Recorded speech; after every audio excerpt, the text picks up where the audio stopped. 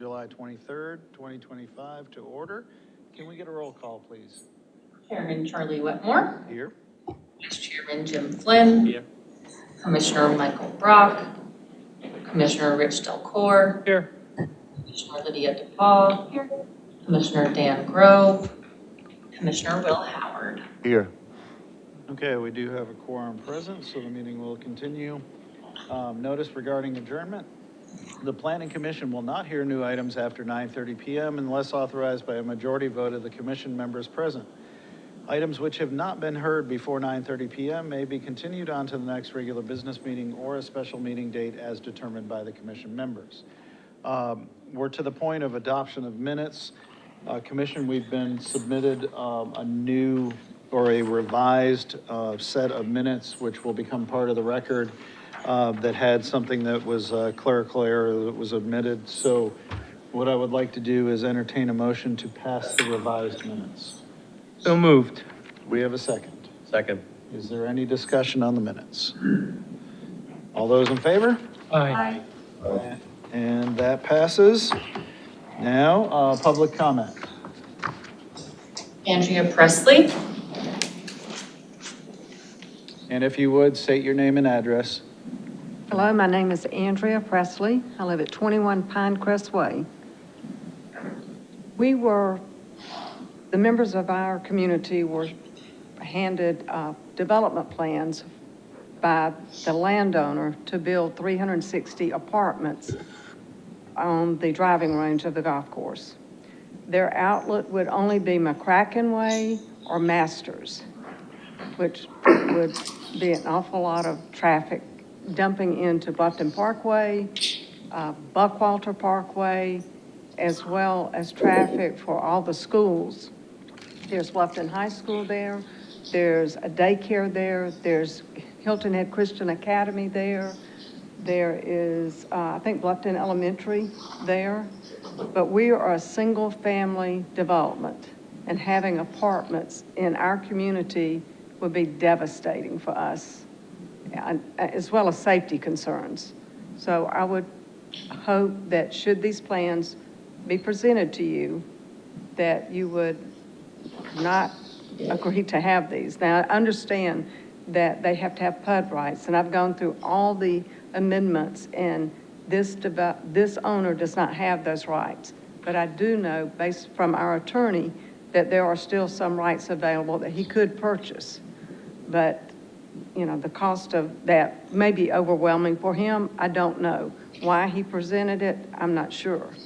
But it is, we as a community took up a petition.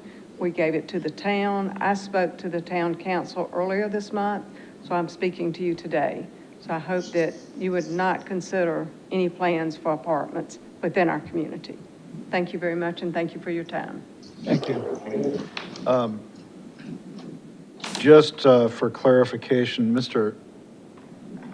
Kevin, have we seen or heard from anybody with any plans to develop anything out in Pinecrest on the golf course?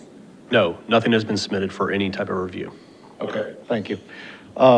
We will keep that in mind if we do see anything or hear anything. But as of this point in time, normally we don't interact with public comment, but I think it's important enough for you to know. We have not seen anything, and if we do, we will make sure that the community is aware. And with that, we will excuse ourselves. Thank you for coming. Your time. There is no old business. New business. First item, Fifth Third Bank. Certificate of Appropriateness, Highway Corridor Overlay. As a reminder, we have approved the development, but we're looking at the HCOD. This is a request by Angela Makowski on behalf of owner Paul Scott for review of a Certificate of Appropriateness Highway Corridor Overlay application. The project consists of a 2,609 square foot bank facility and 2 drive-up automated teller machines. The property is zoned Jones Estate Planned Unit Development and consists of 1.33 acres identified by tax map number in the agenda within the May River Crossing Master Plan and the Town of Bluffton Highway Corridor Overlay District. Ms. Charlotte. Thank you. As you indicated, the property is located in the May River Crossing development. You see it there with the star, located just off of South Carolina Highway 46. Here's the site plan. The area here is the bank. The area right here are 2 drive-up teller machines, and then this area back here would be the trash enclosure. And as you can see, most of the property is surrounded, would be landscaped along the May River Road, Highway 46 corridor. There is a wooded buffer that will remain intact. Here are the elevations, and this is very similar to what is constructed out in May River Crossing already. The color palette is low country, typical of the color scheme that's used in May River Crossing. Moonlight, there you see this grayish silver color will be the predominant color of the bank, which will be hardy panel. The roof plan, the HVAC equipment will be located on the roof, and it will be screened fully, not visible from pedestrians. The trash enclosure will be screened as well, coated with stucco and painted in a color to match the bank. The photometric plan, I'm only providing a portion. It does comply with the 10-foot candles maximum for the entire site, except with a few hot spots right at the ATM drive-up, as well as the walk-up ATM. And this is the range of the foot candles that you see here. So there will need to be a determination that this is appropriate. My understanding is that there's still some manufacturer information that has to be submitted to the applicant. And so these foot candles might change slightly. The review criteria you see here, there are 3. It does comply with all. There will need to be lighting determinations made for LED lighting.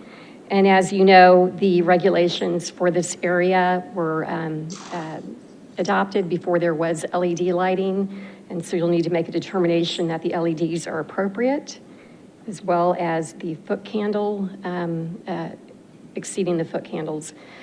So tonight, you can approve the application as submitted with conditions or deny the application. It is the recommendation of staff that the application be approved with conditions. And that includes providing an updated photometric plan that includes accurate foot candles after the ATM canopy details have been obtained from the manufacturer. Provide a letter of approval from the master plan declarant responsible for the covenants and restrictions for May River Crossing, and to provide a sign permit that will be separate from the COFA. And again, a determination will need to be made that LED lighting is appropriate and whether or not the foot candles in excess of 10 are appropriate for the locations identified on the site plan. And with that, I'll be glad to answer any questions. What is staff's feeling on foot candles with more than 10 at the ATM? This would seem appropriate. Let me go back to the photometric plan, and let me actually go back to the site plan to show you the location. So this is May River Crossing that you see here. This is the entrance into the shopping center. The bank will be facing into May River Crossing. However, the ATM is on the back side of the bank, which is wooded in this area. So there's really no visibility, and there won't be people from the parking lot or passing by who will see anyone walking up to this teller machine. Additionally, the ATM drive-ups, and they're very focused, very concentrated in that area. So there's no spillover at the property lines, and would not be an issue, in my opinion. And so we are satisfied with the foot candles that are shown on the plan. Is the applicant here? They are here. Would the applicant like to speak, or are we fine for right now? The lighting is all about security and safety for the customer. That's why we're asking for the additional lights. We want it to be bright. It's located behind the building. It's not very visible from Publix shopping center or on the side of the Publix.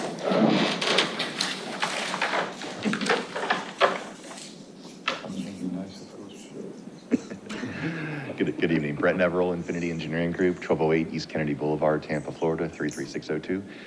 With respect to the LED lights, I just went to the site most of majority of the sites out there for Publix and also the dental office is already using LEDs, so I think it's Yeah, already. that's a non-issue with us. That's With- just yeah. that's a clerical in the, Okay, so with respect to the hot spots, as we call them, Florida is a regulated state. They have a Florida statute regarding ATM lighting. And so Fifth Third Bank adopted the Florida statute. And that is, the 10-foot candles or greater in the 5-foot radius. It's there simply to illuminate and to make customers feel safe and deter criminals. And it's proven fact that the brighter it is, the less criminal activity you have. And so that's why, if you come back and say you want us to lower it, we can lower it. But as we lower it, you more risk for criminal activity. Thank you. Thank you. Charlotte, the photometric plan zeroes out at the property line there, right? It does. go ahead, any other? No, that's it. I mean, it's pretty standard procedure to have increased lighting for security. Oh, yeah. So No. I don't have any issues with that. I was just curious how staff felt about it. So, And for me, that ATM being on the back, which is a walk-up, it's sort of like, I would want the light there too. Definitely. Yeah. oh, I don't disagree with that. I just was curious how they felt about the light level.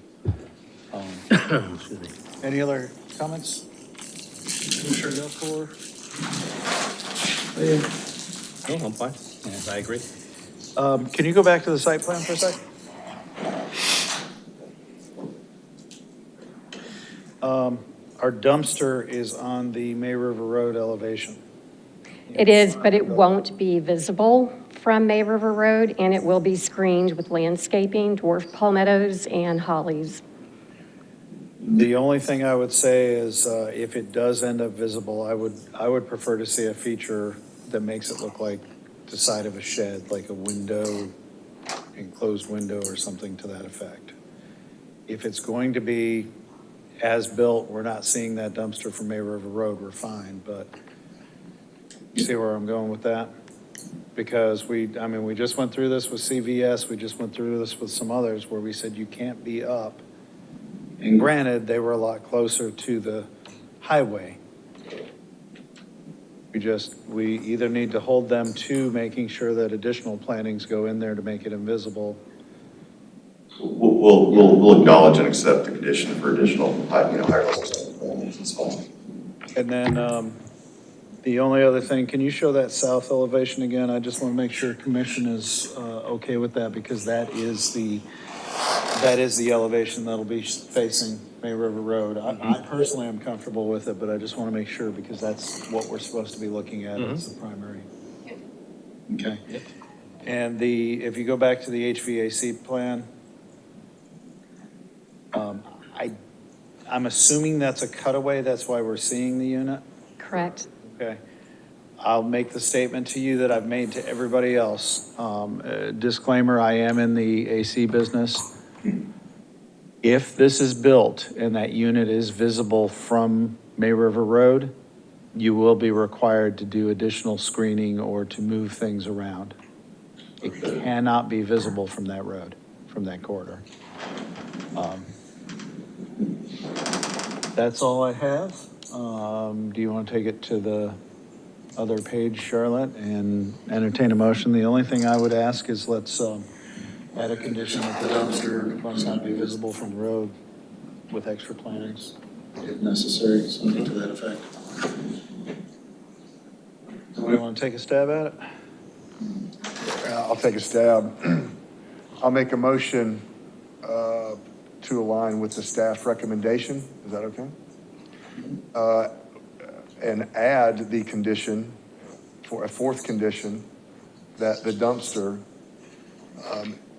if not properly screened and determined by staff, that the applicant will be responsible for additional screening as required by staff. Do we have a second? Second. Do we have any discussion? I think we need to add that we are approving the LED and the foot candle variant. Isn't that in there? Well, the recommendation by staff is 2 pages, correct, Charlotte? Correct. Mhm. That would be included. But that doesn't say it's approved, it says determined. You know what I mean? Okay. Second item in new business, Public hearing and recommendation to town council. This is a recommendation, folks, to town council for a request by Livewell Terrace LP with authorization from the property owner Beaufort Memorial Hospital for the 100% affordable / workforce housing project to be known as Livewell Terrace, located at 335 Buckwalter Parkway and identified as the Beaufort County tax map number in the packet. There are 3 sub-items related to that are in the agenda, so. Correct. And this is a public hearing, and if you could call for a Okay. public hearing. I would like to first call for public comment. UD. The applicant intends to develop a 120-unit affordable housing complex and 6,000 square foot medical office building. As we discussed before, the property is a 10-acre site. It was purchased by Beaufort County from St. Andrews by the Sea. As you can see, it was $3.2 million. The county had revised the ordinance to include and convey the property to Beaufort Memorial, which happened in April of this year. And then Beaufort Memorial had submitted a formal request from the town of Bluffton to acquire those residential units, which is why we're here today, and ultimately for the construction of the property. Part of that also, we have a density bonus that is available, and the way that the PUD document is set up is that it is incentivized for individuals. Since we didn't have any true way to do that, we're relying on the Unified Development Ordinance. And then the actual density bonus portion itself is not necessary to go through your process, but just kind of making you aware of what's happening. And since the site is 100% affordable housing, they were able to, in essence, double their units. So we have 60, we split them, and then magically you have 120 units.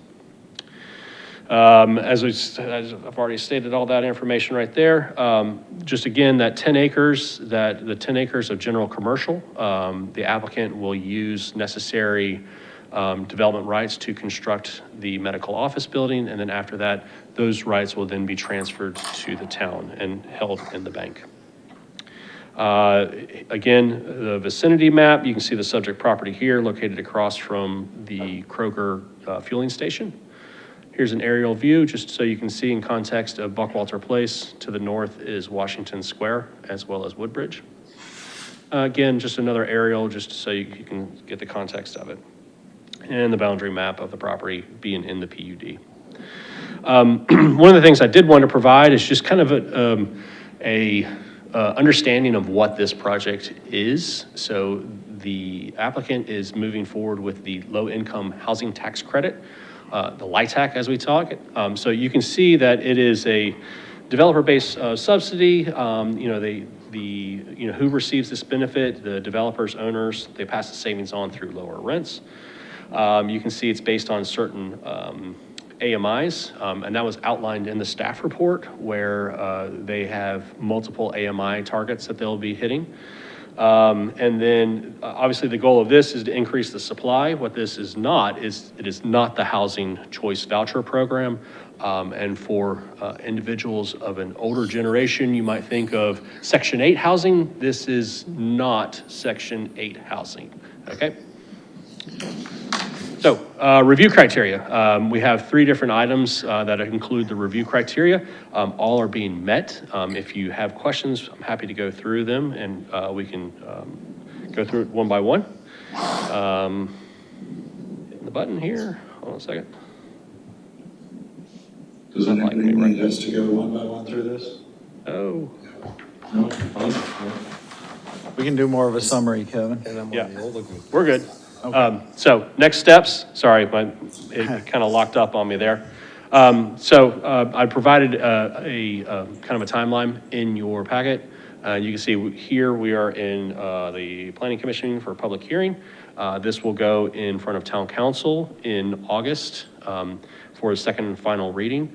And I believe I'd stated it last time that the applicant is on a very tight window in order to receive these tax credits and have certain milestones that have to be met by the end of October. So in the August Planning Commission meeting, that preliminary development plan for the site will come in front of you. So we had a workshop last month, doing this month, and then you'll actually see the development plan next month. With that, I'm happy to answer any questions. I do have 3 separate motions, and if you so choose, I've highlighted the approval section, and you can just say that as, Or more away because they can't afford to be closer. So with that, I will get off my soapbox. And any other questions, comments? Agree with you totally. Okay. Okay, entertain, we're doing them one at a time, Kevin? Yeah, we'll have, there's 3 separate items, so. Who'd like to take the first one? I move to accept the suggestion motion number 1 as depicted on the slide in front of us. Second. We have a motion and a second. Any discussion? All in favor? Aye. Thank you. Here's number 2. And we'll talk at once. I make a motion to approve what is on the slide in front of us for Buckwalter 2, I guess, number 2. Yep. Do I have a second? Second. Okay, moved and seconded. All in favor? Aye. Aye. Okay, and the last one.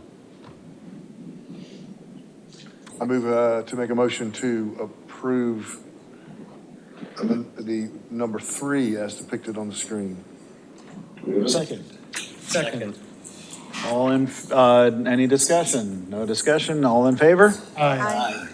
Okay. And please do pass on that we emphatically recommend it.